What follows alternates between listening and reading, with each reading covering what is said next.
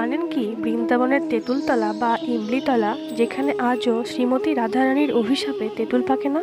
একদিন রাধারানী খুব সুন্দর করে সেজেগুজে প্রাণনাথ শ্রীকৃষ্ণের দর্শনে রাসলীলায় যাচ্ছিলেন। এই স্থানে এসে হঠাৎ একটি পাকা তেঁতুলে পা পিছলে পড়ে যান এবং সমস্ত সাজসজ্জা ও কাপড় নষ্ট হয়ে যায় ও পায়ে ভীষণ চোটও পান। তার ফলে শ্রীকৃষ্ণের দর্শন থেকে বঞ্চিত হন। এদিকে রাসে যেতে না পারা ছিল রাধারানীর কাছে মৃত্যু যন্ত্রণার সামিল। পরে রাধা প্রচণ্ড রাগে ও দুঃখে তেঁতুল গাছকে অভিশাপ দেন যে 84 ক্রোশ বৃন্দাবনের গাছে তেঁতুল ধরবে কিন্তু তেঁতুল পাকবে না। সেই থেকে বৃন্দাবনে তেঁতুল ধরে কিন্তু পাকে না। এদিকে তেঁতুল গাছ কেঁদে রাধারানীর কাছে ক্ষমা চায়।